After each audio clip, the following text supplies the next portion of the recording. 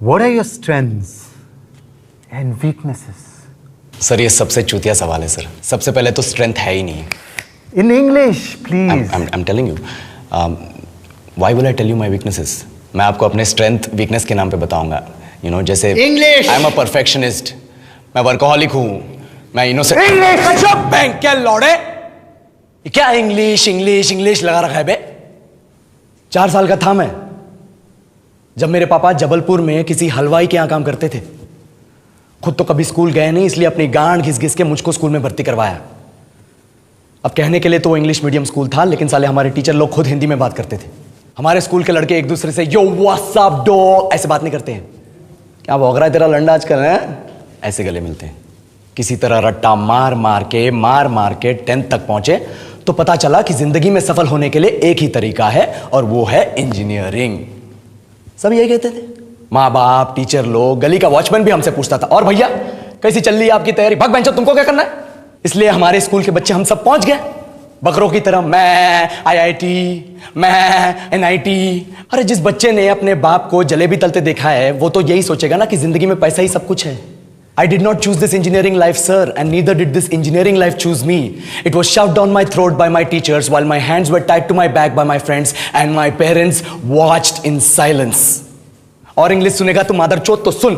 10th के बाद 2 साल लग गए इस कॉलेज में घुसने के लिए, कोचिंग में निकाल दिए। ना कुछ खेले ना कुछ सीखे, और 2 साल बाद जब यहां पहुंचे तो पता चला कि बड़े शहरों के कॉन्वेंट स्कूल के पढ़े बच्चे जब अंग्रेजी में बात करते हैं तो मरे हुए फूल भी खिल उठते हैं। आहा, हवा में ऑक्सीजन की मात्रा बढ़ जाती है इनकी अंग्रेजी सुन के। और पूरे कॉलेज की लड़कियां इन इंग्लिश स्पीकिंग लड़कों को अपना जीवनसाथी.com मान चुकी है। तुझे क्या लगता है? मुझे कभी लगा नहीं कि मैं अपनी अंग्रेजी पे काम करूं, अपने पर्सनालिटी पे काम करूं। बहुत लगा। ये चूतिया इंडस वैली सिविलाइजेशन का जो एजुकेशन सिस्टम बिठा के रखे हो, जिसमें हर साल में 10 सब्जेक्ट, हर सब्जेक्ट में theory, practical, viva, lab work, external, internal, majors, minors, assignment, project, thesis, गांड मार के रख लिया हमारी। महीनों तक नहाना भूल जाते हैं हम लोग, और फिर हमारा परसेप्शन बना देते हो कि हम ऐसे ही रहना चाहते हैं। अब इस साल में एक बार कल्चरल फेस्टिवल आता है, एक बार। उसके लिए भी प्रोफेसर से भीख मांगनी पड़ती है। अरे बिना इंग्लिश बोले, बिना लड़कियों से बात किए कौन गांडू रहना चाहता है वैसे?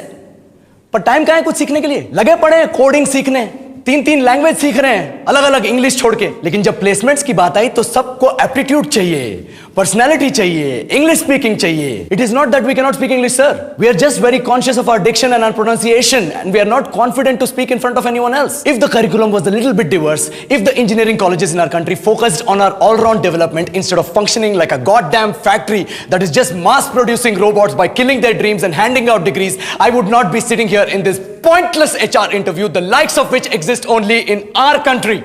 ये लो सर, बोल दिया मैंने 4 और लाइन अंग्रेजी में। अब बताइए, क्या मैं आपके मल्टीनेशनल कंपनी के लायक हूं? Do I have the potential to be a slave of your esteemed organization?